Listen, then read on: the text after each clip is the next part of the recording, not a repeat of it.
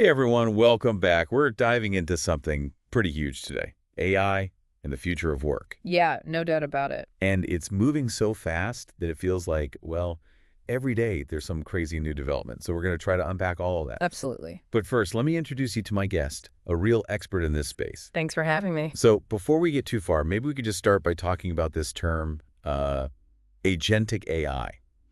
What exactly does that mean? Because I think that's really at the heart of a lot of these changes we're seeing. Yeah, for sure. It's kind of a mouthful, but basically, agentic AI refers to AI systems that can act independently. Okay, so not just following pre-programmed instruction. Right, it's more than that. Think of it as AI that can make its own decisions, set its own goals, and then take action to achieve them, all without needing a human to tell it what to do every step of the way.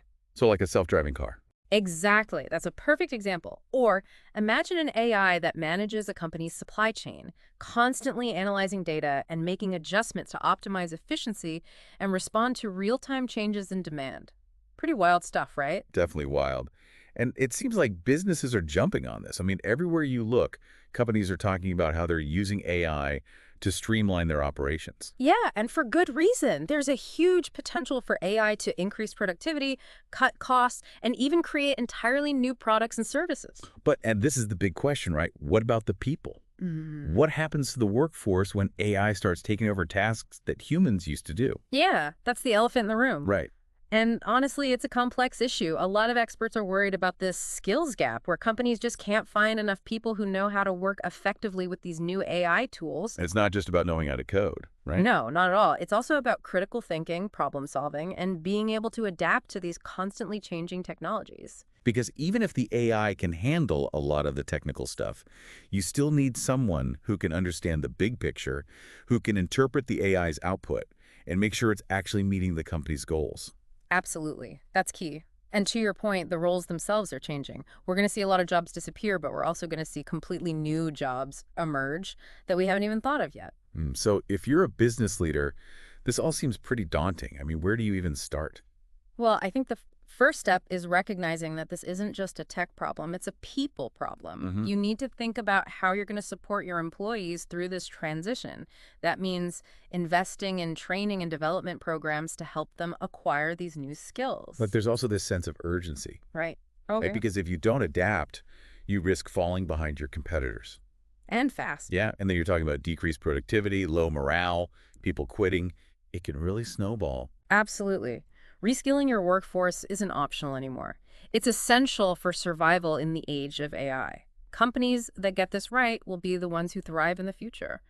The ones who don't, well, They might not be around for much longer. pretty much. So let's flip this around and talk to the people who are listening right now.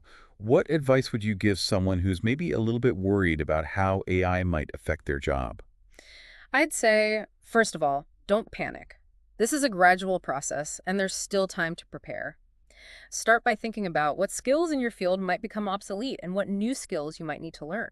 There are tons of online courses and resources available, so it's easier than ever to upskill yourself. And it's not just about protecting yourself from job displacement. Right. It's also about opening yourself up to new opportunities.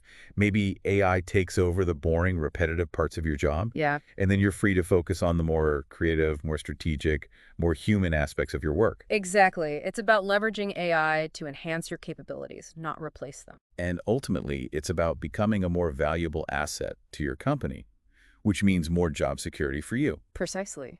Now, I think it's important to acknowledge that there are also some potential risks with AI, right? I mean, we can't just blindly trust these systems to make the right decisions all the time. Oh, absolutely. There are concerns about bias, about errors, about unintended consequences.